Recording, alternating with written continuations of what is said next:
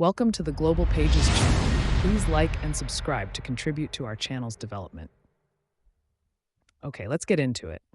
Tulsi Gabbard was sworn in Wednesday evening as Director of National Intelligence after overcoming initial skepticism from several Republicans to win Senate approval. President Donald Trump hosted the swearing-in ceremony at the White House just hours after the Senate confirmed Gabbard by a vote of 52 to 48. Thank you very much. And today, we're delighted to swear in our next Director of National Intelligence, Tulsi Gabbard. Most of you know Tulsi. She's a fantastic woman. Tulsi, I want to just congratulate you, your husband, Abraham, your sister, and all of your friends. A lot of friends here. You have a lot of friends. I noticed that, huh? I'm grateful. They were all fighting for you. It worked out very well. Tulsi Gabbard's an American of extraordinary courage and exceptional patriotism.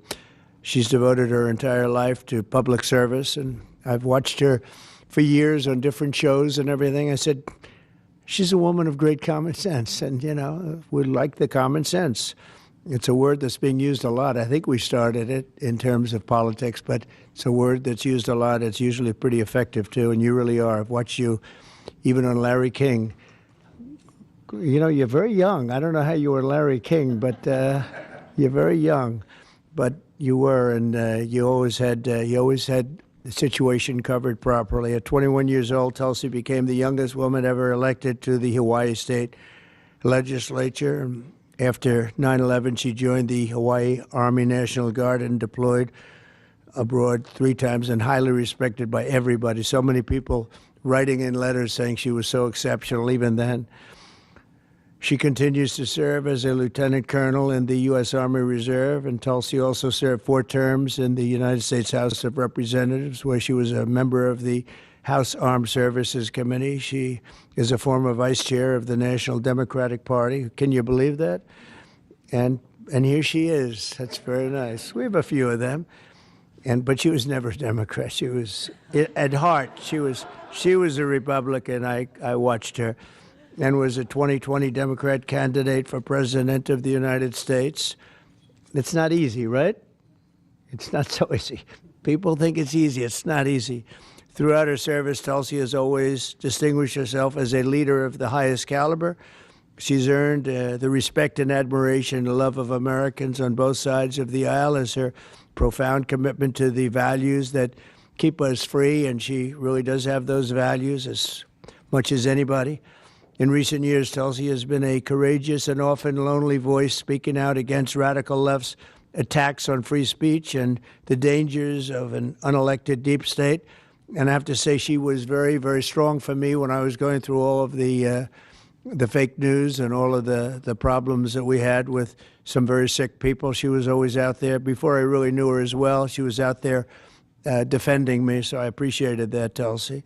But the threat of a warmongering military-industrial complex and the weaponization of government and governmental people that go out and persecute. They like to persecute people that are innocent.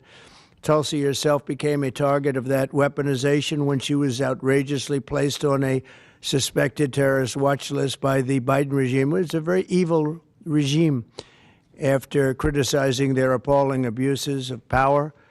And I'm confident that as Director of the National Intelligence, Tulsi will work tirelessly to keep America safe. And she's been doing that her entire career. I think it's going to be a very natural day for you when you walk in. It's just have to keep the way you are. Just stay the way you are.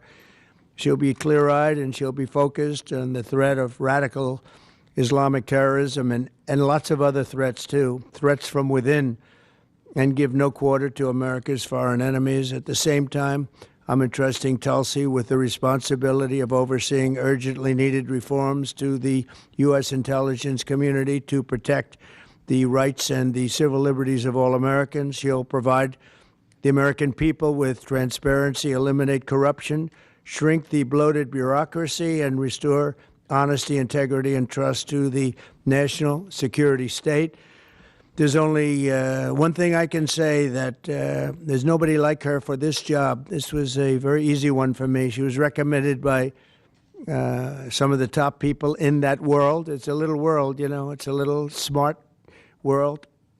It sometimes can be an evil world when the wrong people are there, but we have the right one. She's had so many great recommendations. I would say Pam was right up there with her, Pam Bondi. She had a lot of I didn't need, I know her a little bit better, and you're doing a fantastic job after about 3 or 4 days, right?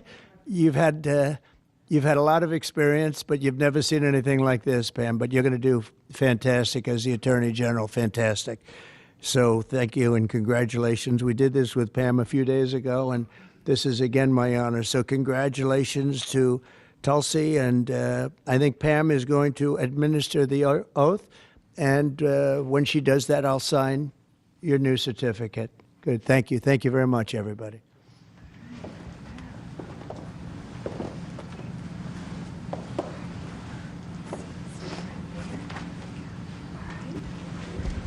Please place your left hand on the Constitution and raise your right hand and repeat after me. I do solemnly swear I, Tulsi Gabbard, do solemnly swear that I will support and defend the Constitution of the United States that I will support and defend the Constitution of the United States against all enemies, foreign and domestic, against all enemies, foreign and domestic, and that I will bear true faith.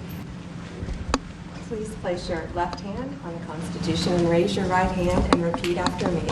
I do solemnly swear I, Tulsi Gabbard, do solemnly swear that I will support and defend the Constitution of the United States that I will support and defend the Constitution of the United States against all enemies, foreign and domestic, against all enemies, foreign and domestic, and that I will bear true faith and allegiance to the same, and that I will bear true faith and allegiance to the same. that I take this obligation freely, I take this obligation freely, without any mental reservation without any mental reservation or purpose of evasion, or purpose of evasion, and that I will well and faithfully that I will well and faithfully discharge the duties of the office on which I am about to enter. discharge the duties of the office on which I'm about to enter. So help me God. So help me God. Congratulations. That's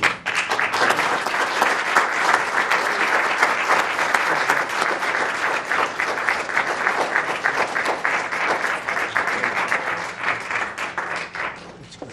Thank you. Congratulations. It's a big deal. Thank you. Okay. How is the Oval Office looking? A little different look, right? It's the Oval Office. Easy. Okay, we'll get a good one here.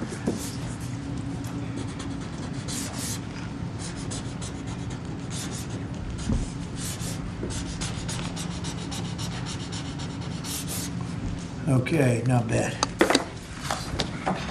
Ready? I'll stand up there. I think we'll do it right here. Come on over here, Abraham.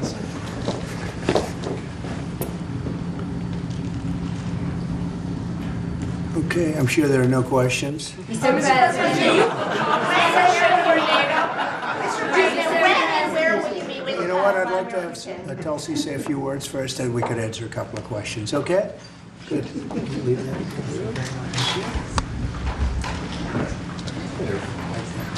That's good. Mr. President, first and foremost, I just want to say thank you from the bottom of my heart for the trust that you have placed in me to fulfill this critical position as Director of National Intelligence at any time, but specifically during this time.